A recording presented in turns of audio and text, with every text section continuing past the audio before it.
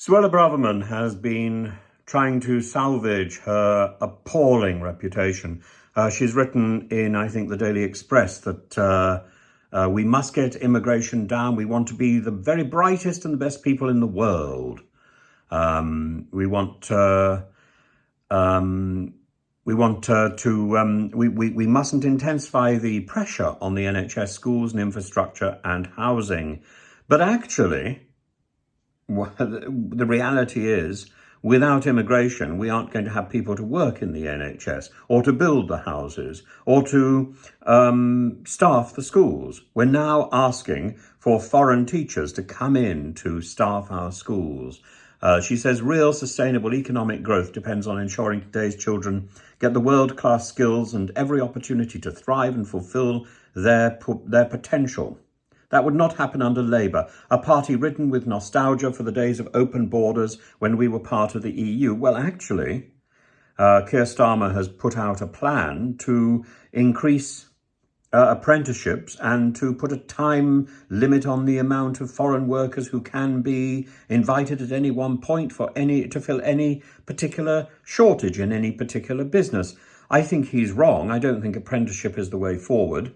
We simply don't have the people at the moment to do the jobs that are needed. We need to fill those jobs.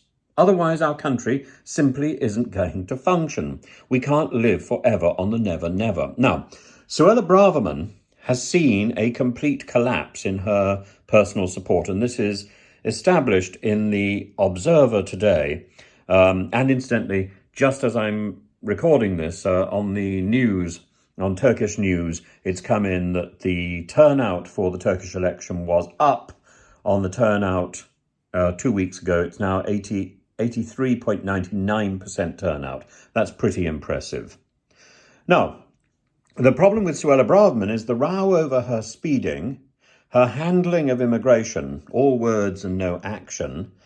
A poll in the Observer concludes that her personal support is down to minus 36%, with 50% of people who were polled in quite an extensive poll disapproving of the way that she does her job, and 14%, just 14% approving. Now, that's a vast change from March, when a few more people were approving of her.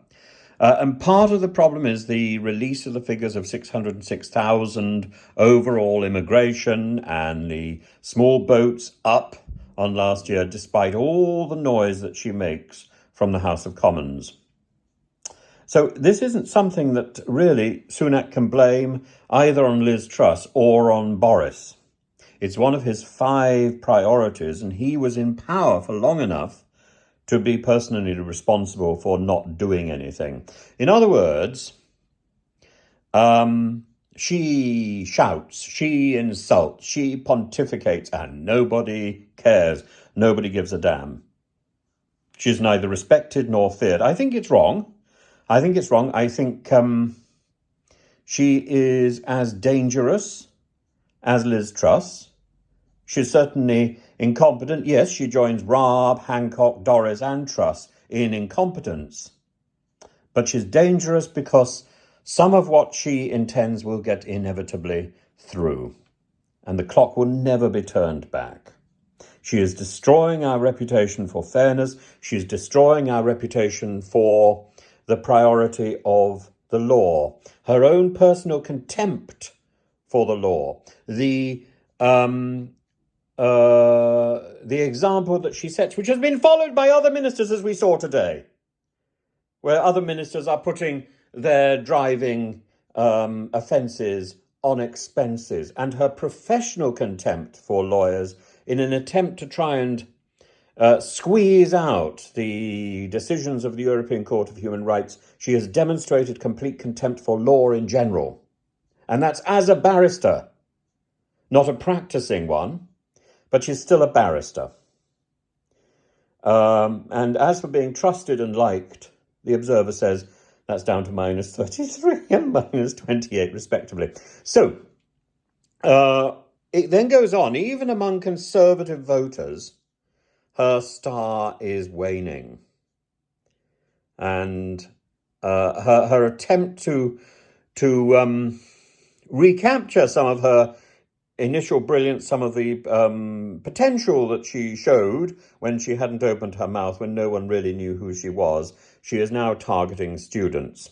And two particular MPs, or one an extra MP, but two people who really know what they're talking about, Jo Johnson and Nicky Morgan, both of them have said that students should be measured separately from the overall migration figures. They're absolutely right. Because when the Home Office targets students, which it has done consistently since the day of Mrs. May, they're an easy target. So if your plan in the Home Office is to reach a particular goal of this number of people that you booted out of the United Kingdom, whether they come back or not, then students are great. Students are great to reach those goals. But they're fake goals. Students are forgetful. They're casual. They're easily caught out in some bureaucratic trip-up, with the joy that once on a particular accredited course, they're still paying for that course. They're still bringing money in, even if their study is delayed or truncated at the whim of Suella Braverman, or in the past Mrs. May, or whoever. I think this isn't simply a matter of something which is politically misjudged. I think it is morally abhorrent. I was trying to work out whether it's repulsive or repellent. There must be a difference. There must be a difference, and maybe somebody knows that and can tell me about that. I think I'm having a senior moment over that particular issue, but yeah, I think it's. Let's just say I think it's abhorrent. Abhorrent. Abhorrent. Students should be different to migrants, and the students should only be considered in migration after they finish their course, if they choose to stay. And even then, I think there should be a period of grace. I think it's right for students to be able to be given an opportunity to pay back in tax by doing work that we have trained them to do. Somebody who's been trained in engineering could build bridges for us. For God's sake, we need them. Could build roads for us. Somebody who's been trained in mathematics could sort out our problems. Could go and advise Suella Braverman. And more than that, if we treat students well, they are one of the best forms of soft diplomacy that we can ever have, because they will go back to their country saying how wonderful we are, how brilliantly we trained them, and how well we looked after them. But at the moment, they'll go back to their country and say, yeah, Suella Braverman's Britain fleeced us and then threw us out at the first opportunity. And indeed, I couldn't finish my course properly because I had 4 months when I was stranded because my visa was suddenly suspended, and there was nothing I could do. Nothing. My goodness, I've heard that so often in the last 13 years. It's not just the Conservatives who've been guilty of this. It goes all the way back to Tony Blair and Jack Straw. We need to stop targeting students. They are a boon, not a problem.